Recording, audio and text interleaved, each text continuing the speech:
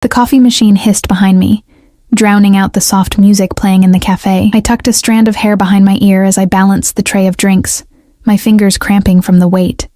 6 hours into my double shift, and my feet were already screaming in protest inside my worn-out sneakers. "Table 7, Ellie," Marco called from behind the counter. I nodded, forcing a smile despite the exhaustion that hung on me like a second skin. The cafe was unusually busy for a Tuesday afternoon, the air thick with the scent of espresso and vanilla.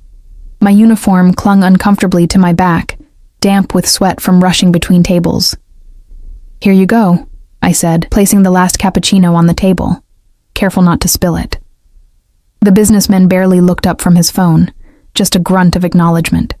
Invisible, as always. That's when the atmosphere shifted. The door opened, letting in a gust of cool autumn air that crawled across my skin.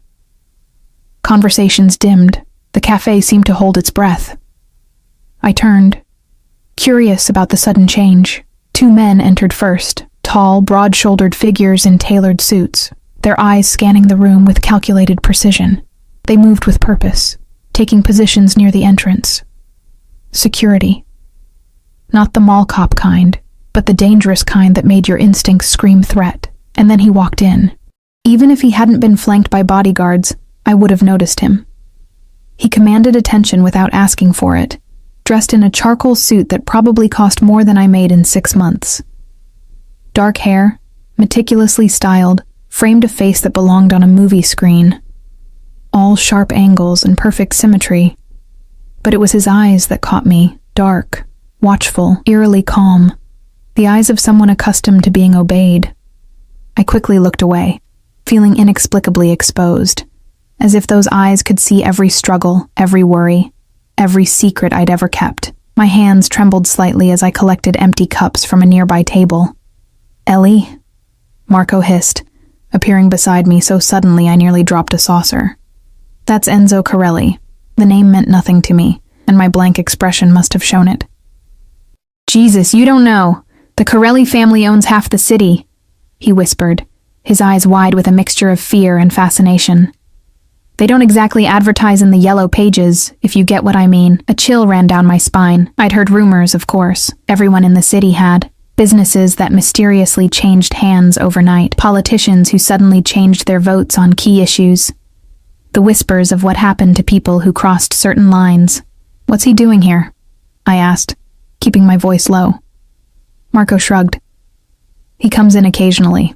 Always sits at the corner table by the window. Always orders the same thing." He pressed a clean rag into my hand. "And you're going to take his order today." "What? No, why me?" "Because Sophia called in sick, and you're the only other one who knows how to make his special drink correctly." My stomach nodded. "I don't even know what he orders." "Double espresso with a splash of almond milk, no sugar, served with sparkling water on the side. The espresso has to be the Sicilian blend, not the house blend." Marco's expression softened slightly. "Look, just be polite. Don't make eye contact for too long and you'll be fine." Before I could protest further, Marco disappeared back behind the counter. I took a deep breath, straightened my apron, and made my way toward the corner table, where Enzo Corelli was now seated, one bodyguard at a respectful distance, the other outside by a sleek black car with tinted windows. Up close, his presence was even more intimidating. He sat with his back to the wall, a position that gave him a clear view of the entire cafe. A silver watch glinted on his wrist as he scrolled through something on his phone, his movements deliberate and controlled. I cleared my throat softly. "Good afternoon. What can I get for you today?" He looked up slowly, those dark eyes assessing me in a single, unhurried glance that somehow felt more intimate than a touch. He didn't smile, didn't offer the customary pleasantries that most customers did. "You're new," he said, his voice low and smooth, with just the faintest trace of an Italian accent. It wasn't a question, but I answered anyway. "Just covering for Sophia today." Something flickered in his expression. Recognition, perhaps. "I see. Double espresso with almond milk. Sicilian blend. Sparkling water on the side. Yes, sir. Right away." I turned to leave, relieved the interaction was over, when his voice stopped me. "What's your name?" I hesitated. unsure why he would ask, unsure if I should answer, but refusing felt dangerous in a way I couldn't articulate. "Eleanor," I said. "Most people call me Ellie." He nodded once, a gesture of dismissal. As I walked away, I could feel his gaze on my back, tracking my movement across the room. My skin prickled with awareness, like prey sensing a predator. Back behind the counter, my hands shook as I prepared his order. I was being ridiculous, I told myself. He was just a customer. A powerful, dangerous customer, perhaps, but still just a man ordering coffee. When I returned with his drink, he was speaking quietly into his phone in Italian, his tone clipped and authoritative. He ended the call as I approached, slipping the phone into his pocket with practiced ease. I placed the espresso and water before him, careful not to let our fingers brush. "Will there be anything else?" He studied the drink, then looked up at me. For a moment, neither of us spoke. I had the unsettling feeling he was reading me like a book, noting every detail, cataloging every flaw. "That will be all," he finally said, dismissing me with another slight nod. I retreated, grateful to return to my other tables, to the normal rhythm of the cafe. But throughout the next hour, I found myself stealing glances at his corner. He sat alone, occasionally making brief calls, mostly observing the room with quiet intensity. Once, I caught him watching me, his expression unreadable. I quickly looked away, heat rising to my cheeks for reasons I didn't understand. When he finally stood to leave, he placed a $100 bill under his empty cup, an absurd tip for a $5 drink. As he walked past me toward the door, he paused momentarily. "Thank you, Eleanor," he said, my name sounding different in his mouth, more formal, almost elegant. And then he was gone, his security falling into step around him, the cafe exhaling collectively as the door closed behind them. "Holy shit," Marco whispered, appearing at my elbow. "He never talks to the servers, never." I shrugged, trying to appear nonchalant even as my heart raced. "He just asked my name. It's not a big deal." But even as I said it, I knew it wasn't true. Something about the encounter felt significant, like the first domino in a long, complex sequence I couldn't yet see. 3 days later, I was closing the cafe alone. Marco had left early for a family emergency, leaving me to finish the last hour of the shift and lock up. The evening crowd had dwindled to just a few students hunched over laptops, nursing cold coffees to justify their continued occupation of the tables. Outside, rain pattered against the windows, blurring the streetlights into hazy halos.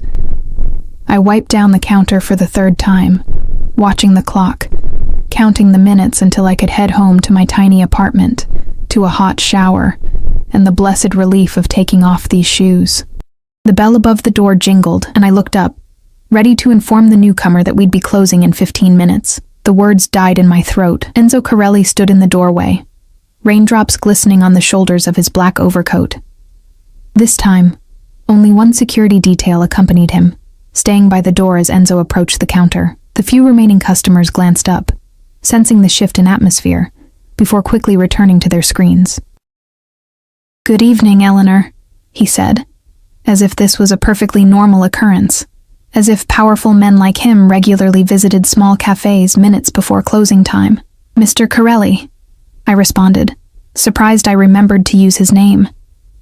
"What can I get you?" He glanced around the nearly empty cafe. "You're closing soon."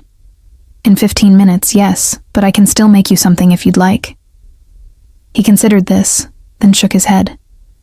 "I actually came to return something." From his pocket, he produced a small silver bracelet, a delicate chain with a tiny crescent moon charm. My bracelet. The one my grandmother had given me before she died. The one I'd been wearing every day for the past 5 years. I gasped softly, my hand automatically going to my wrist where it should have been. I hadn't even noticed it was missing. "It must have fallen off when you served my coffee the other day," he explained, holding it out to me. "One of my men found it near my table after we left."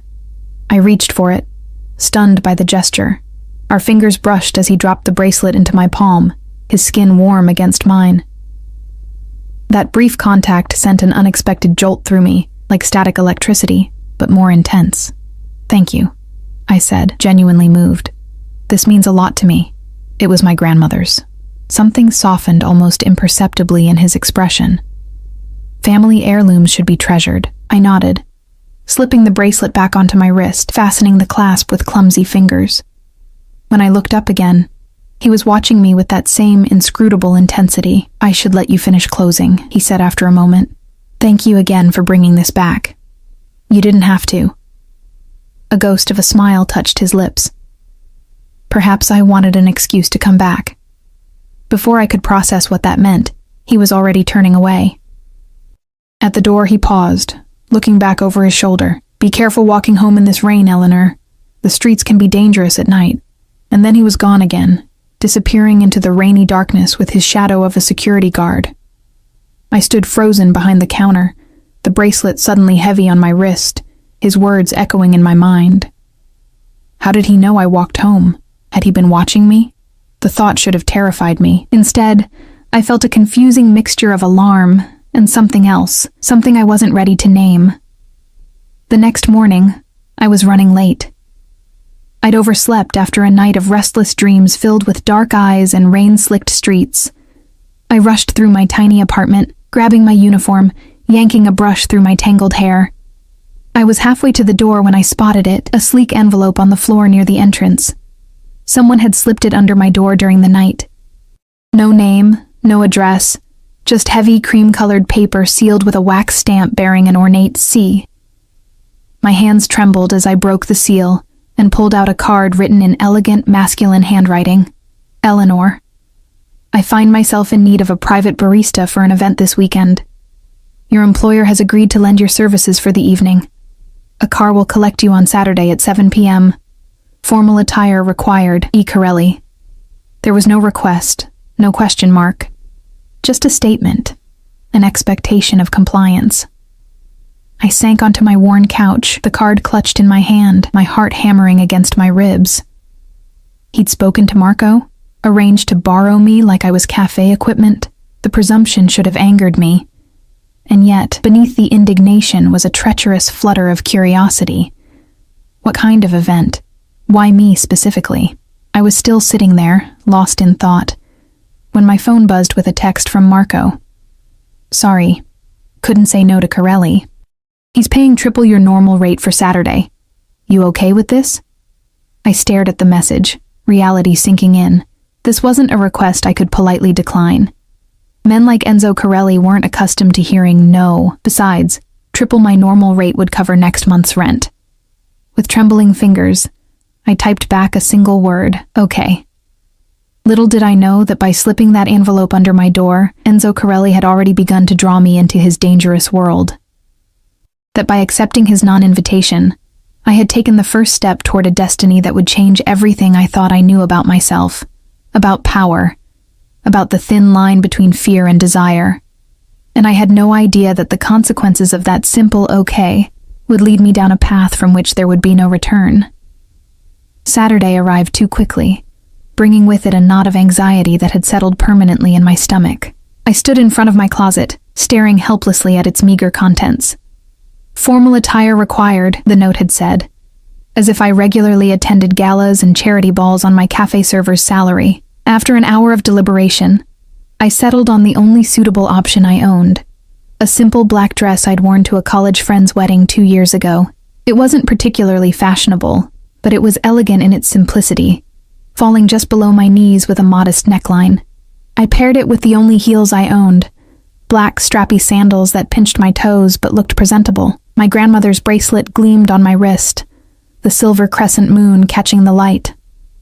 I'd polished it carefully, wanting that small piece of familiarity with me tonight. At precisely 7 o'clock, my phone buzzed with a text from an unknown number. "Outside your building."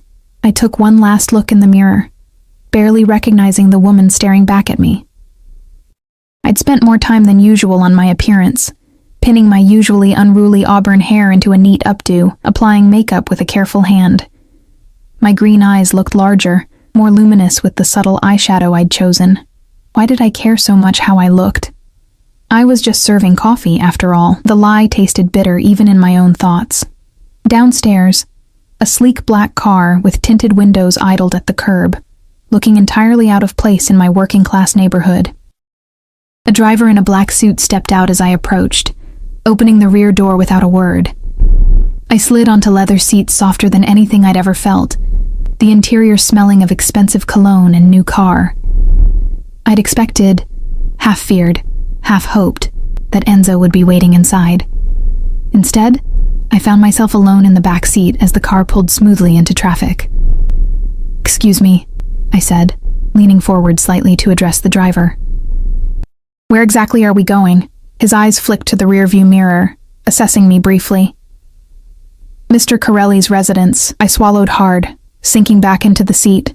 His residence. Not a restaurant or hotel ballroom, but his home. The implications of that sent a shiver down my spine that wasn't entirely unpleasant. The city lights blurred past the window as we drove, moving from my neighborhood of modest apartments and family-owned shops to progressively more affluent areas.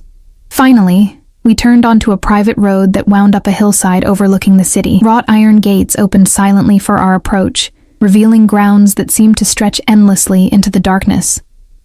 The house, mansion really, loomed ahead, a modernist structure of glass, stone, and steel that somehow managed to look both imposing and elegant. Lights illuminated terraced gardens and what appeared to be an infinity pool that merged with the city lights below. "We're here," the driver announced unnecessarily, pulling to a stop at the front entrance. Before I could reach for the door handle, it was being opened from outside. I stepped out, smoothing my dress nervously, feeling underdressed despite my best efforts. A man in a suit, different from my driver but with the same watchful eyes, gestured for me to follow him. "This way, Miss Bennett." I followed him into an entrance hall with soaring ceilings and minimalist decor, all clean lines and neutral tones punctuated by what I suspected were extremely valuable pieces of art. The space should have felt cold, but subtle lighting and the faint scent of wood smoke gave it an unexpected warmth.